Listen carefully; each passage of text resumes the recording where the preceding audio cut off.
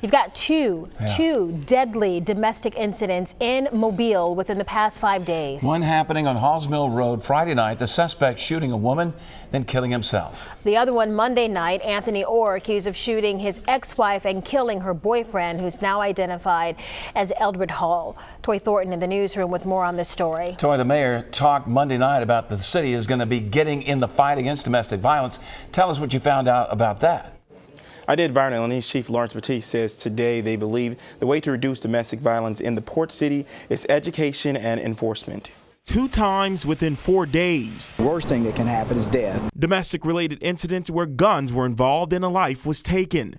Monday night, police say 49-year-old Anthony Orr shot his ex-wife and killed her boyfriend, 51-year-old Eldred Hall, after a parade.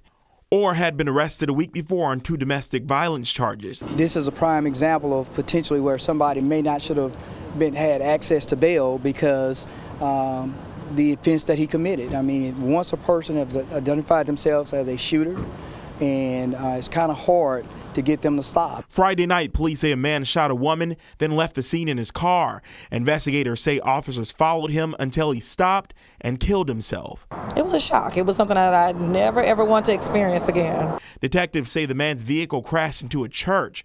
Churchgoers say they were just getting out of service and they prayed with the victim. Let me tell you, the young lady who he shot, she was on the ground. After he sped off, we came over here and we were praying for her, and she was already praying. She was already calling on Jesus. Her faith was not shaken at all. Mayor Sandy Stimpson addressing the issue Monday. We have been focusing on domestic related violence in the last 4 or 5 months, really trying to come up with a robust plan to deal with it. Today, Chief Lawrence Batiste gave more details about the plans he says the city already had in the works. City of Mobile, with the mayor's office, we've actually put together a coalition to start working on how we can better educate families and the community about domestic violence through awareness, educational programs, and again, the other part is enforcement of domestic violence incidents.